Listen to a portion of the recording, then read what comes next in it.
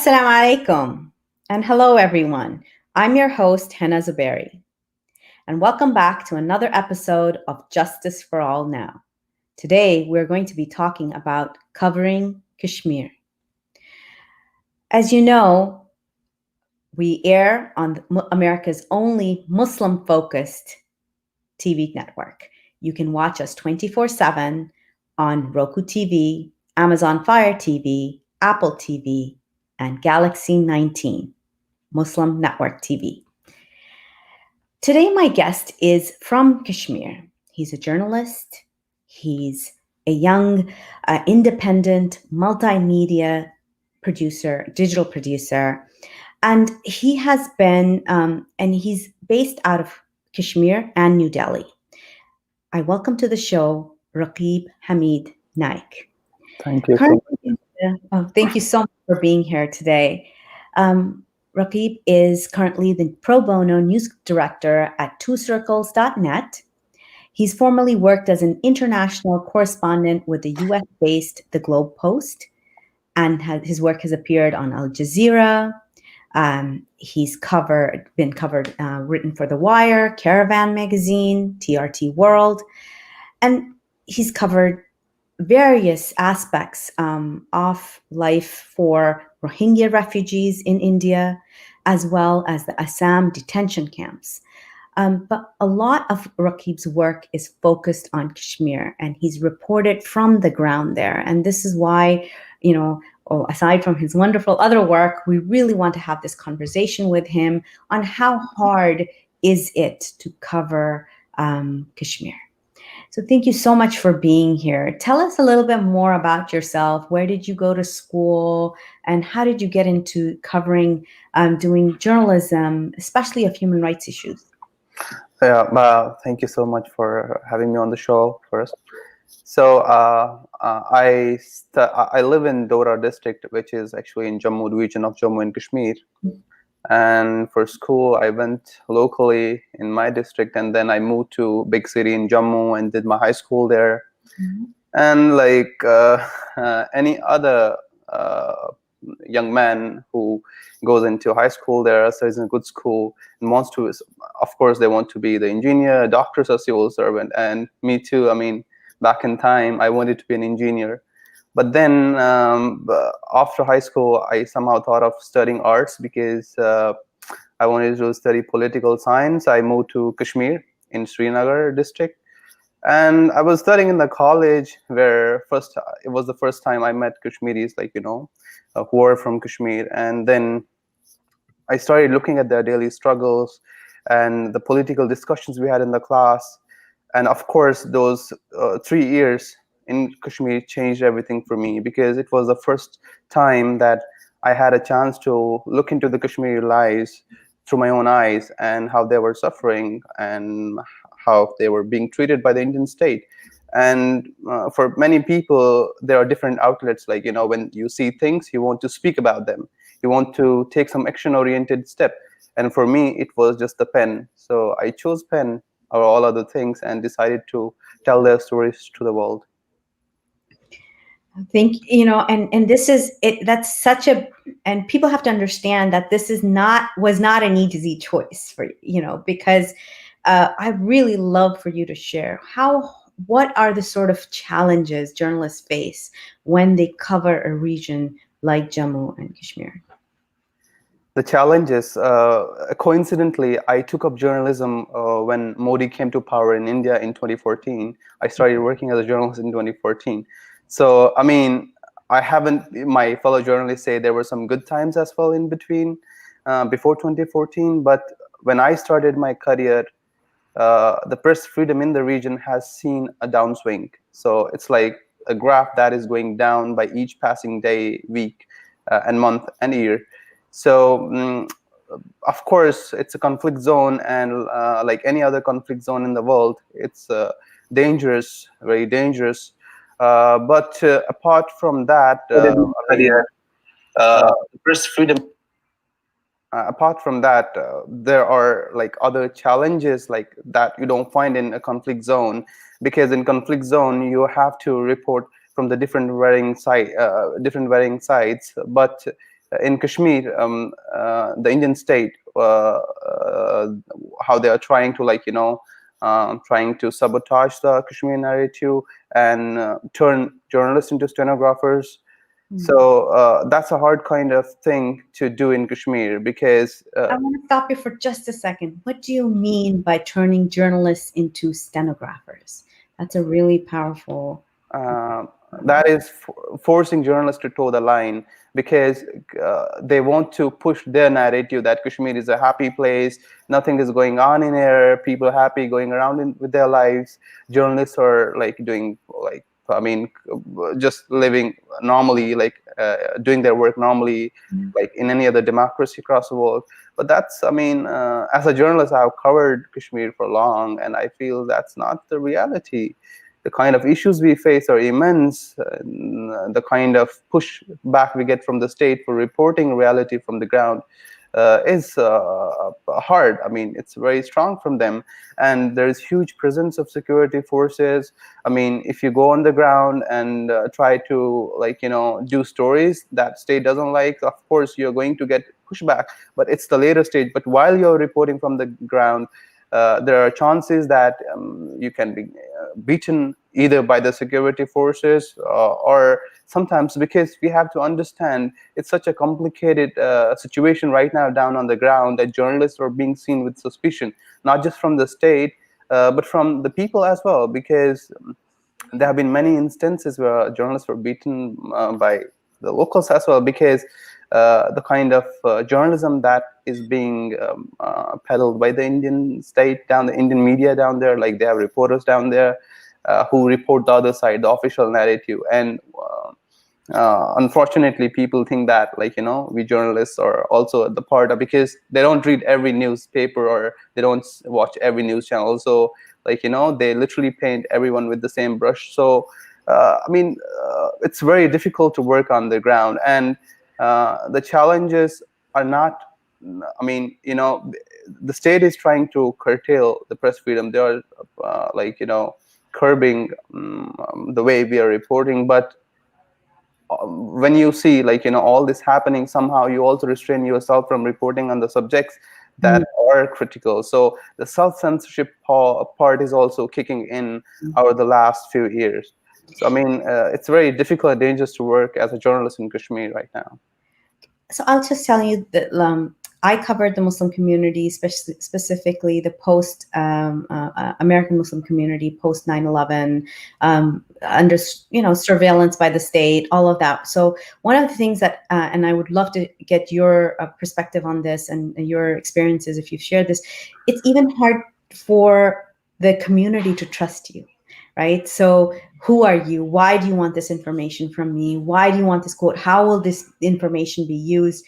So even calling someone up and saying, hey, I would just like to interview you on this, or I want, you're at an event or at a mosque and you're just asking a question. People can't tell the difference between a journalist and a spy. So I would love to hear about your experiences with that. That's very true. And when I said that journalists are right now like a punching bag, and they are being seen with suspicion from both the sides, from the people and the state, because for state it is to push their narrative, and for the people it's like, okay, either you're an Indian journalist or working with the Indian mainstream media who is going to show the other side of the story. So I mean, I remember in 2016 I went to cover this funeral of a militant in South Kashmir, and while we were covering, people all of a sudden surrounded us and started beating a journalist, and we were lucky enough to escape from the spot. Otherwise we would have been beaten as well. So while they were beating him, they were like telling him, oh, you're the spy, you're either working for the security forces, because lately there has been this practice, like sometimes they'll infiltrate like people with the camera, and it's very hard to tell, as a community, because it's such a big community, journalist fraternity. So there are a lot of people working there. Sometimes you see new faces, it's very hard to, but there have been these there have been these attempts as well to malign the whole journalist community in Kashmir by planting few people who really don't know who they are, But ultimately, like, either they are the spies or, like, working for the mainstream media. But to be very honest, Kashmir is such kind of a story. Like, if you are a human, if you're a journalist who believes in ethics, you will of course report. No one is asking you to report just the just the Kashmiri side. What Kashmiris are asking, report us as well. Just give out a balanced picture into us, but into the other side, but into us as well. So they're not just asking for to tell their side of story. They're just telling journalists, tell the truth, show what is happening on the ground to the people outside the world. So true. So one of the things that you personally have done is you've taken a deeper look at the ecological impact of what has, the effect of the siege on the ecology of Kashmir. So the construction of the Baglihar hydroelectric projects submerged the town of Doda, and you're from Doda, right? It was Puldora. Doda. Okay. Yeah. Most families were forcibly displaced and their lives descended into chaos. So you covered this in a documentary. Let's watch a trailer of this documentary.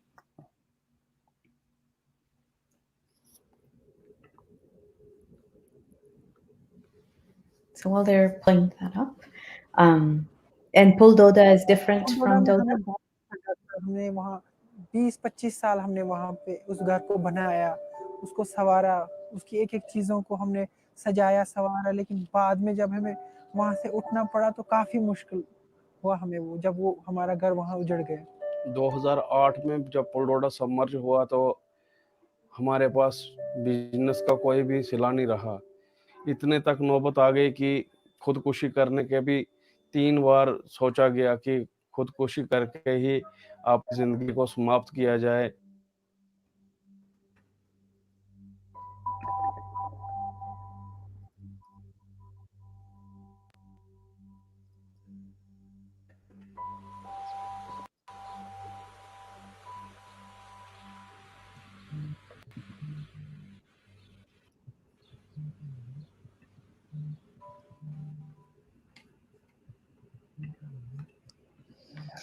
So tell me more about the documentary.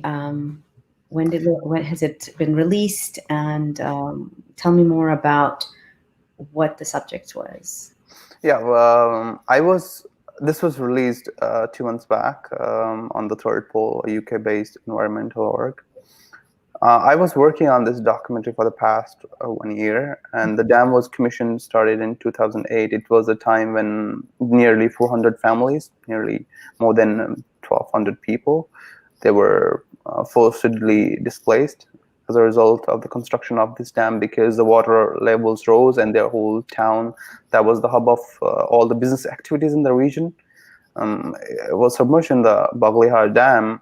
So I try to look at, like, these families, those families who were forcibly displaced, like after a decade of the construction of this dam, what were the human impacts and how people are still suffering now. So when I started, I found 2 very strong characters. One was Jabina and another was Dheeraj. So and especially if you see there is one Muslim, another is Hindu. So all these this was just, I had done it deliberately to show, like, because right now we are living in such a polarized polarized society, that it is to show. Because if I would have shown the Muslim side, they would have been like, oh, it's okay, it's easy to pass off the buck because only Muslim. But no, all these projects are equally affecting every community. So they had suffered, like, even after they were doing good. They had big houses down there, they had good businesses earning very well, but a decade after construction of this dam, they were struggling. One family literally had to move to a distant village. Like, they had 5 rooms, big house, and imagine living in a village that doesn't even have internet facility, no mobile phone connectivity. You have to walk on foot for like 3 hours to reach that village, and you're just crammed in a single room, 5 members of a family living in one room. And they have a kitchen that is makeshift kitchen. So, and the other guy, he owned a big shop. He run a pharmacy back in time, and now he's running roadside stalls selling tea and snacks.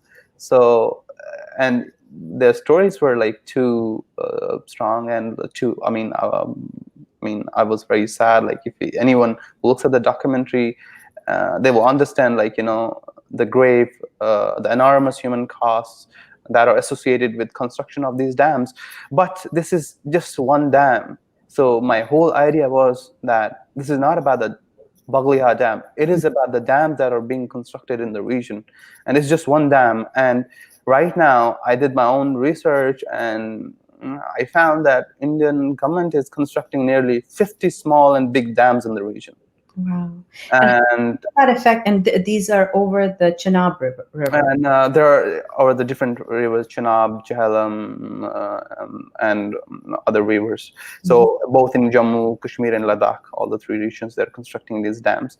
But what is surprising is the region I live in, Doda. So it falls under Chenab Valley. So under Chenab Valley, there are three districts: Ramban, Kishtwar, and Doda.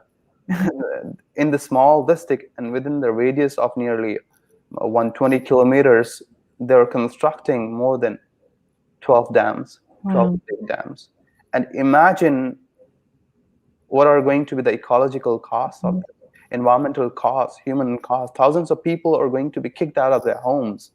And I have also, during my research, also found that there has been a great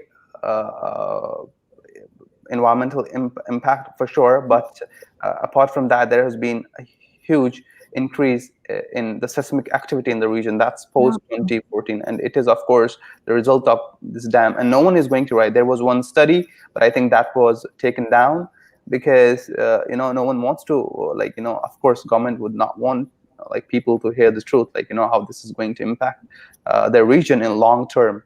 So these are, I would say, these are the power catch, sitting power catch in the region, and in long term, it is going to play havoc. So that we have a question from the audience. What is the reaction on this dam from the NGOs in India that were speaking against the Narmada project? Did it get much attention? Back in no one spoke about it. But after my documentary was published by the third pole, there were news reports, especially Kashmiri newspapers and in Pakistani newspapers, and also TRT World did a piece on, especially focusing on how this dam, particularly Baglia Dam, was built at enormous human cost and environmental cost. But from the Indian civil society, and especially these NGOs, they didn't spoke about it and about the other dams, other big dams that are being constructed in the region. Because when I say Baglia Dam, my documentary is not just about one dam, not Baglia. It is about all dams that are being constructed in the region. So of course, as far as I know, I have never heard a word from them. So progressive, except for Kashmir, right? Yeah, and also we need to understand the other thing, that Kashmir is such a complicated conflict zone, and most of the media focus remains on human rights abuses by the security forces or other political stories, and we have missed this important story. This is under the carpet. We are not discussing. And when people are being kicked out of their houses, being forcibly displaced, this is also a human rights violation. No one is talking about this human rights violation, and this is being silently pushed. So it's important for people, especially government, they have to take they can't be so reckless. Exactly. You also covered a story of little Asifa, the 80-year-old who was raped and murdered in Jammu. And that was also a story that normally is not covered because she was not from, she was a I don't know the correct tribal community. Tribal community, exactly. Yeah. So what was that experience like? And can you share with us what are some of the aspects of the story that you wanted to highlight that others hadn't highlighted? Yeah, sure.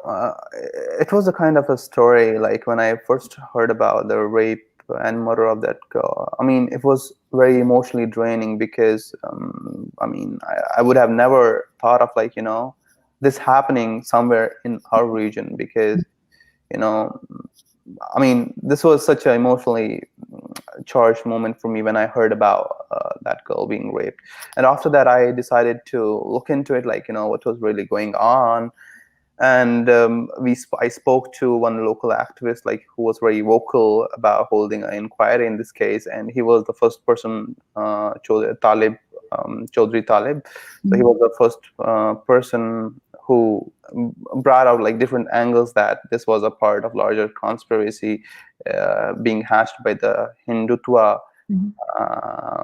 orgs or people associated with Hindutva to drive away these Muslim tribals from their region. And this rape and murder was used as a tool to intimidate the larger community. So, and back in time, like those days, no one was talking about it. Mainstream would never cover it. It was just the later stage when mainstream came into, and this case became such an international issue. But I started covering when no one was looking at it, except few journalists, and especially I would mention Brother Nazir Masoodi from the NDTV. He did a very wonderful, great job. He kept following it up. So I remember, and Greater Kashmir is a very popular newspaper in Kashmir. And back then, this was a local regional paper. So I did this interview with Chaudhry Talib and ran it exclusive on Greater Kashmir. And where he mentioned, like, I specifically, during the interview, I asked him about all these questions, like, why would they do it? He even mentioned the names. And imagine 6 months later, the name Sanji Ram, who he mentioned in that interview, he was later implicated in the case, and he was actually the mastermind. So we knew, like, 5 months back, 6 months back, that who the people were involved in this gruesome rape and murder, and what was a larger conspiracy, what was the larger plan behind the rape and murder of this 8-year-old kid. So and what was the reaction even from Indian from India itself, because was this rape discussed as a part of the larger rape culture that perpetuates in India, or was it put aside because it was a little tribal girl from Jammu? I mean, people felt outraged because, I mean, as far as I remember, people felt outraged after they heard about that girl was raped in a temple. So that actually incited their emotions. If it would have been for a normal tribal girl raped somewhere, no one would care, because temple was involved. Like, how can they do this inside the temple? It wasn't about that 8-year-old kid being raped. They don't care about Kashmiri lives, especially if she was a tribal. No one gives a damn. But she was raped inside the temple. That, like, aroused their emotions. How can this happen? And after that, this issue was taken up internationally. Like, this happened. But the broader debate that we all missed was that, I mean, this was actually done, this rape and murder, or was planned by the Hindutva people associated with Hindutva groups, and their objective was to kick the Muslim people out of the region, especially the Jammu region, because Jammu is a Muslim majority region now, Hindu majority region, sorry. So that debate we missed, because as I am talking right now, those plans are still going on. Muslims, especially in Jammu region, are being intimidated, being attacked. Like, I would not say on the daily basis, but yeah, even these incidents happen. So yeah, and that's very bad for the overall brotherhood, like, that we used to have back in time in the Jammu region. So you have seen a change in. I would love to hear about that too. What has the change been in living in that region amongst the communities? What have you seen in just the past 4 years? There was a time I was like, I mean, this was like a normal world we used to live in. And I remember because I was tutored when I was 6. My father brought a tutor home, and he was a Hindu. He was a Hindu and a Dalit. Mhm. You know, he used to live at our old place. He stayed with us for nearly next 4 years at our own house. We used to eat together. When he got married, he had any because he had some issues with his family. My father was the one who accompanied him to bring the bride home. He used to stay with us for 4 years. We spent together, and I still remember he used to, like, because we were kids, he used to give us money to buy candies and all. Our dad would, like, stop us from there because he would say, "Oh, it's bad for your health and all." But he was the one who used to, like, slip money in our pockets and do that. And this was a time I grew up with the Hindu brothers, my Hindu friends, and still we are in touch. But over the last 5 to 6 years, everything has changed. That brotherhood we shared, there is a sense of suspicion among us now. Like, okay, that Muslimness, that Hinduness has come among us. So now the question among us is, like, whether it's a Hindu or a Muslim. Because this whole politics in the region has changed everything. So that person who used to teach us back in time and used to live with us, right now he's joined BJP. And 3 years back, I heard that he went after the local Muslim villagers with sword, because he had some political issues with them, and he literally took out his sword and, started charging at them. But there were some police case and all. But this is what we have been reduced.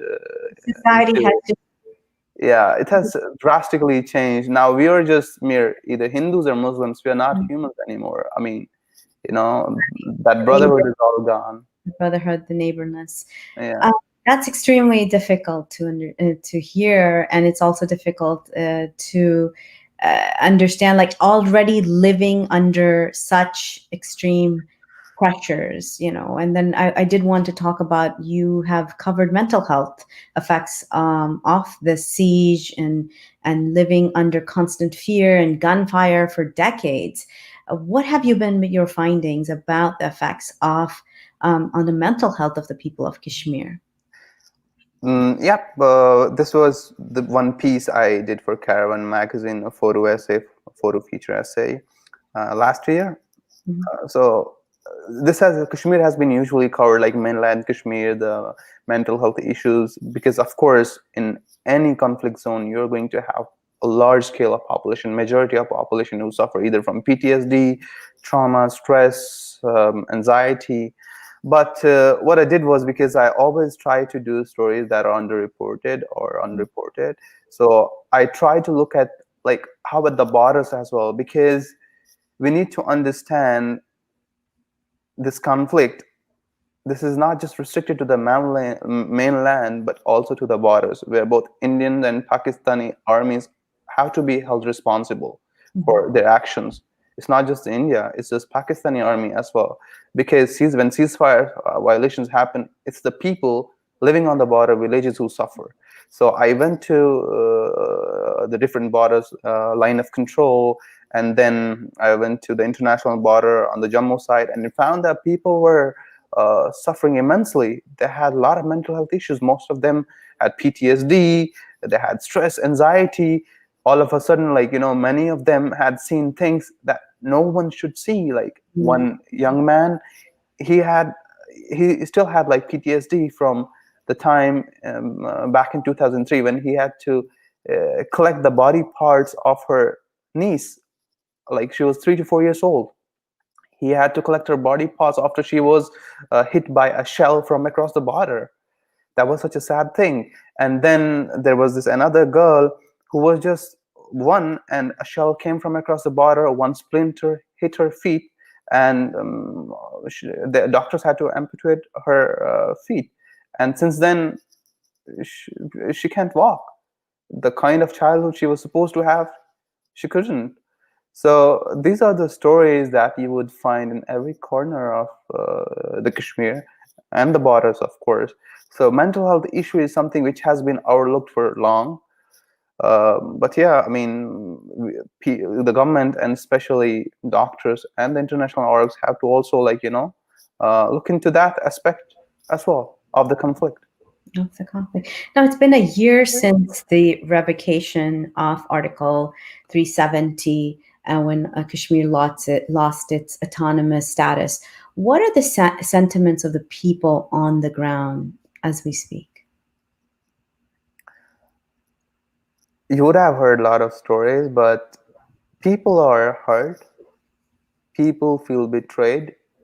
People are still in shock because this was a kind of emotional issue for them. Like, there was a sentiment attached to it. They see their revocation as a direct assault on their identity, on being a Kashmiri. So it's still there. Like, a year has passed. People are still in shock. Like, how can this happen?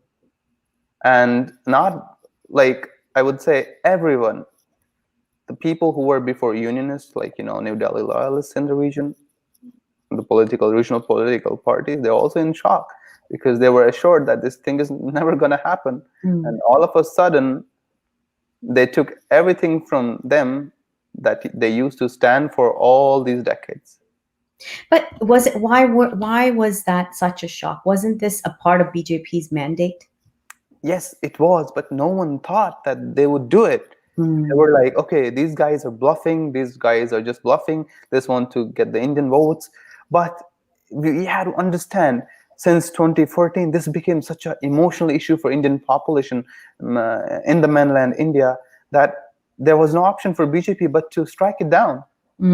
And this is also the larger part. We have to see, it's not BJP when I talk about it, it's RSS. That's the ideological partner, parent of the BJP. And they want to turn India into a Hindu Rashtra, a Hindu nation. And with Kashmir being a Muslim majority region, they can't do it. So they have to Hinduize Kashmir. And with 370 in place, and with state subject laws that no non-local can come in and buy land, they can't do it. So after revocation of 370, people from outside Jammu and Kashmir can come and buy in land.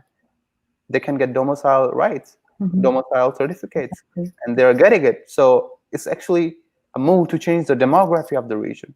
And it has happened before in 1947 as well, when a massacre took place in Jammu region where nearly, some reports say, between 300,000 to 500,000 Muslims were massacred on the streets. And that really changed the number in the Jammu region. So this is something like what you're talking about, the change in the region. So when we see reports coming out from the Indian government, and we've seen newsletters being published by the embassies and being sent out to governments across the world, to diaspora, and the narrative is that Kashmir is developing and there's so much money being pumped into this.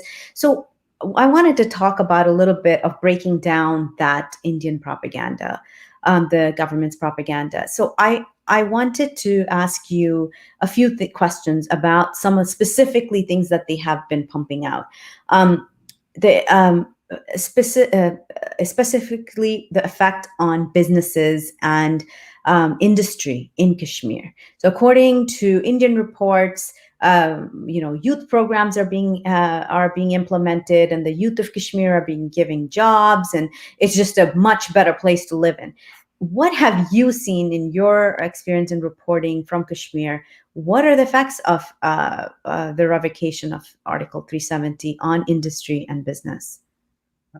First of all, I don't know about what kind of jobs they're talking about, because if sitting home and being locked up in your house is a job, then of course 9 million Kashmiris have a job. But since last August 5th, nearly 500,000 people have lost their jobs because there was a communication blackout. Still, there was just 2G working in there. And we live in a time where all the things are dependent on internet. So imagine someone like me who has a newsroom, it's example, me who has a newsroom in Delhi or in the US or somewhere else, and I have to every day file reports that I'm going to do through internet. if I'm a video journalist, so like 1 GB file, can you send that over 2G? I tried once, and it took me nearly 10 days to do that. So as a journalist, I cannot continue working if I had to work for some international org. Why? Because there is no internet. So of course, ultimately, I'm going to lose my job. It's just one example.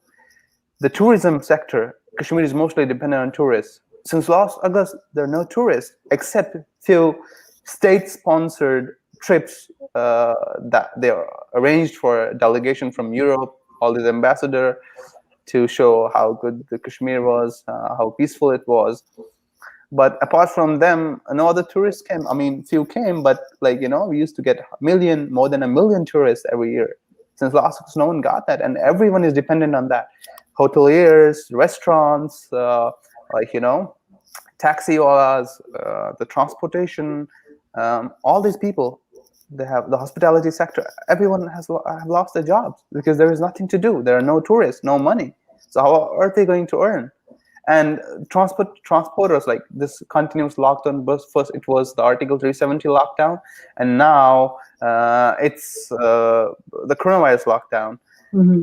Transporters, there are no people on the streets. Like, transporters can't work, and some of them literally have to sell their buses in scrap, because they owe loans to the banks, right? They have been able to pay their installments since last year because they're not able to work. And those buses are old. They can't, to feed their families, they're literally selling their buses to the scrap dealers. They've reported billions of dollars in losses. One of the things that was reported in this embassy newsletter was the Prime Minister's development package helps farmers in Jammu and Kashmir, and this was touted as the 2015 PM Modi's development program has been a lifeline for the farmers in the Union Territory. That's what they claim. So now, it has helped increase apple production. Now, this is something. Apple production is one of the lifelines, that's true, of the valley. But what has happened to apple production in the past year? I mean, I don't know why they're after apples as well now. I mean, to be honest, apple production since last year, because there was no transportation. And there are no storage houses, as you have in the other part, because it's an underdeveloped region. So people lost their crops. Apples, they were left out to spoil, they couldn't sell it because there was no transportation. Because these apple producers, literally, a normal apple producer will earn maybe, let's say, $10,000 to $20,000 a year per season. But last year, if people who could send them across, they were just earning maybe $4,000 to $7,000 or $6,000, and that's not enough to sustain the whole year. And you have spent so much money and time on growing apples itself, to buy fertilizers, to take good care of them. So people literally are running in losses right now. I don't know what profits or what these special package they are talking about, but as far as I know, these farmers have suffered immensely. Everyone living in Kashmir has suffered immensely. And what is problematic, the part that is problematic to me, is the denial. When they say we helped them and we did this, we did that, they're not actually painting a picture that is correct. Actually, or they're not trying to count their achievements. They're actually trying to deny things, because these are denials, because the reality on the ground is different. The reality on the ground is different. One of the things that is also been touted is the response to COVID-19 in that region, where the Kashmir, one of the things that was said was the Prime Minister's Employment Generation Program also took advantage. Kashmir youth have taken advantage of this to combat COVID-19.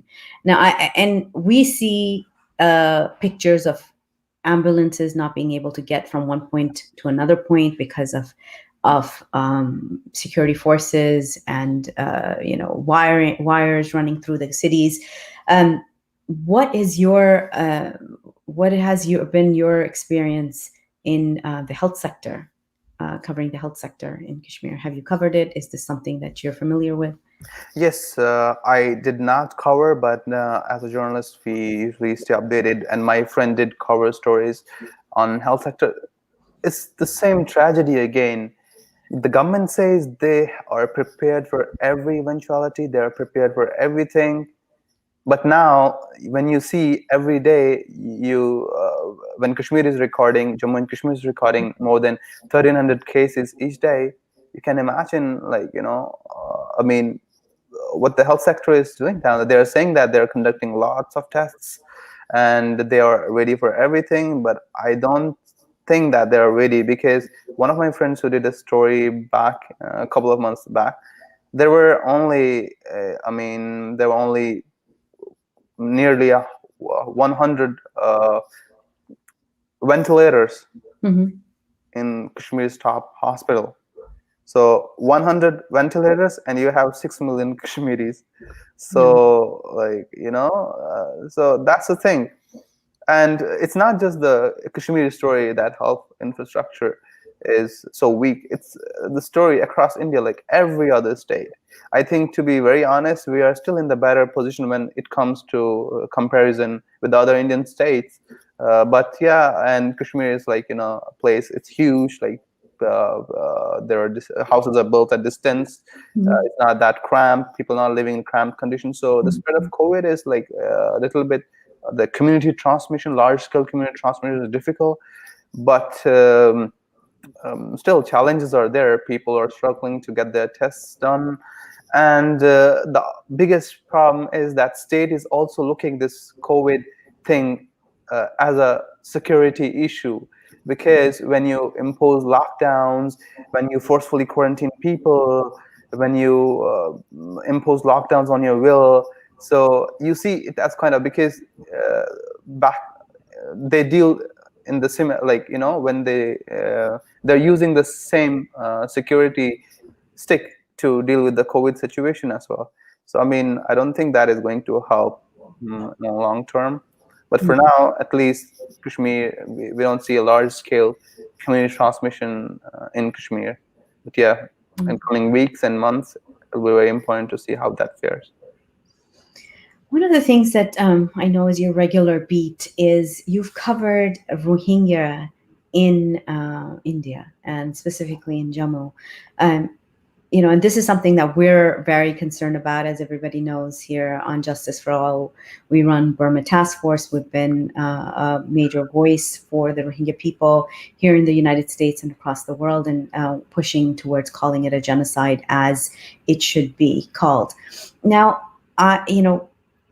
a lot of people don't even know that they're Rohingya in India, or they're Rohingya in Jammu. So tell us how many there are there. What have you observed in your coverage of them? This is one of your regular beats. Yes, there are nearly 40,000 Rohingya refugees living in India, and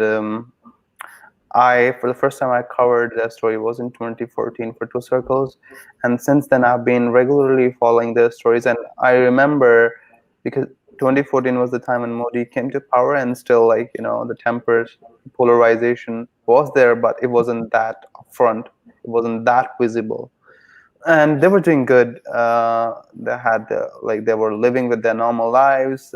Locals were not that hostile. But after 2014, the kind of hostility against Rohingya I have seen, I mean, it's alarming.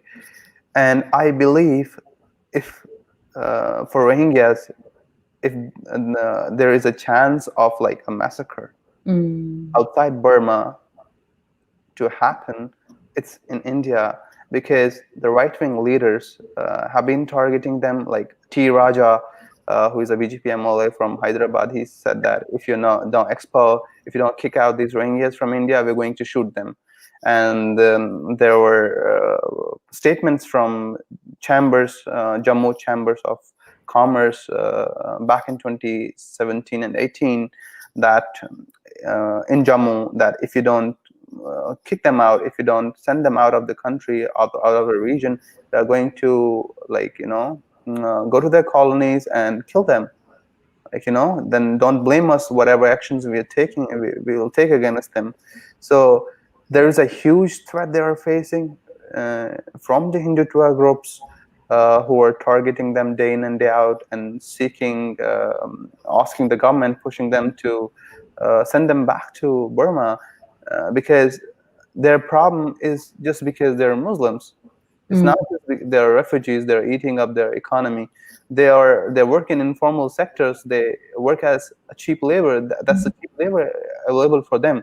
Like if they have to hire someone local to do that job, he will charge, let's say, $10. But if it's Rohingya, he will charge $5. So they're not eating up their economy or anything. The only problem they have with them is just because they are Muslims. And do they get refugee status in India? No, they just get a card from UNHCR, and to be honest, they have not been doing. If they would have been, those refugees would have been in any other part of the world, like let's say West Europe or the US, they wouldn't treat it very better. Yeah, I mean, they wouldn't taken very good care. But in the region, I mean, they are being overlooked, especially in India, like across India. They live in slums, which are cramped, unhygienic. They don't have proper toilets, and in like sweltering heat, in the summer heat, they live in a hut made of tin, and it's like a hot furnace inside. When you go inside, you literally sweat. You literally sweat to death. So It's so terrible. They've suffered so much, and then to now in a place where they've taken refuge to be under constant threat over there. And the part is they don't have anywhere to go. Like when you go and talk to them, like many times I spoke to them, like, okay, if this thing happens, they ask you guys to pick up your stuff and go out. What will you do? And the answer is, where do we have to go? We don't have a home. It's like a death. Either we die here or we die back in Burma. So it's better for us to die here itself than taking this long voyage back to Burma and get shot by the Burmese army. So it's better to die. What do you think that needs to be done? What can be done for them I think in the international community? Immediately we need to take notice of the kind of statements that are being issued by the Hindutva groups and the people associated with the BJP in India, because trust me, it's just a matter of time before they're going to get targeted, because for them they are just the numbers. They're not human for them, because they have used dehumanizing language against them. For them, there are termites, rats, eating up their economy. So we should be really concerned, and it's the time that when we talk about refugees, the Rohingya refugees living in other parts of the world, especially in Bangladesh, and the genocide of Rohingyas in Burma, we also have to, at the same time, we also have to talk about the potential threat they are facing in India as well, and to make sure that no harms come their way. And this is something that, it's just terrifying that when refugees do not have that, even though we have international laws that protect displaced people. We only have a few minutes left, and I wanted to talk to you quickly about your own, like a few days, actually yesterday, I saw a tweet on your Twitter handle where you talked about as a response to the young man killed in Sopore in Kashmir, in Kashmir, in custodial, and it's being called a custodial killing. You had tweeted a response based on your family's own history with these forces. Can you share a little bit more about if it's safe and if it's okay for you to do that? What has your family gone through and your interactions with the Indian Army?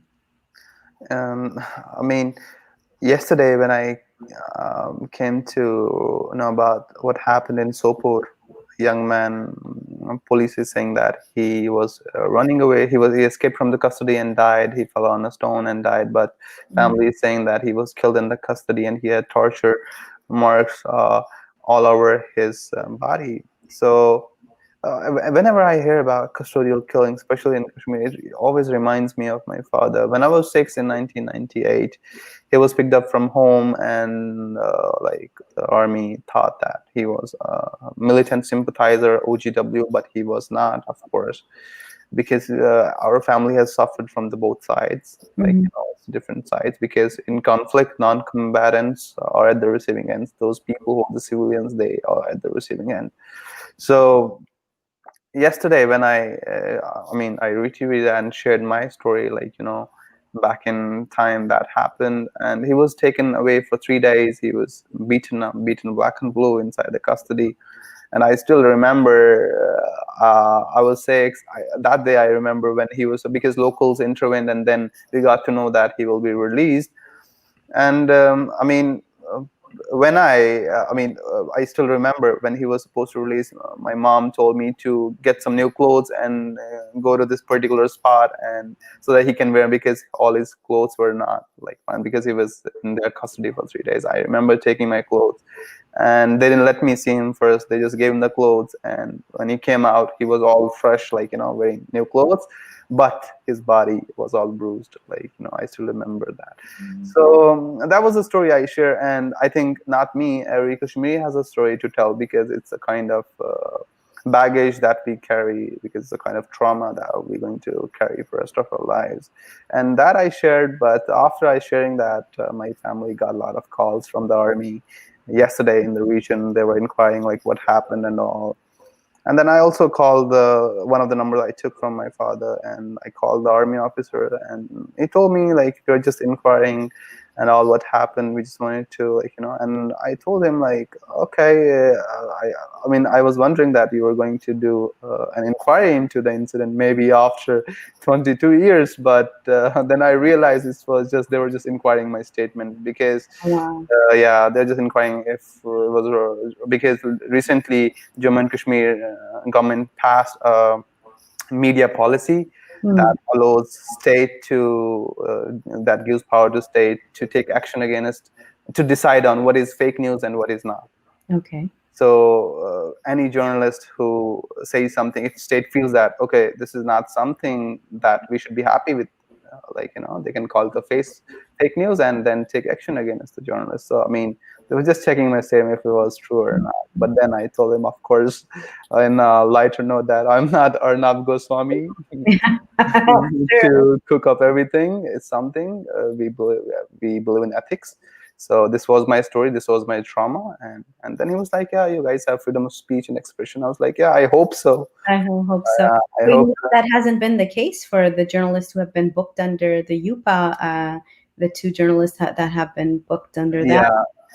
Masar Zara, one of my colleagues, and Gauhar Gilani is my friend, a very good journalist, like one of the prominent voices from the region, excellent person. He was also booked on the UPA just because they criticized government on the social media. So yeah, this was also the social media. They took note of it and started making, and it was not just one officer. They were like calling like from right and left, literally 7 to 8 calls from different brigades. Okay, if you have any clarification, you just make one call and clarify it.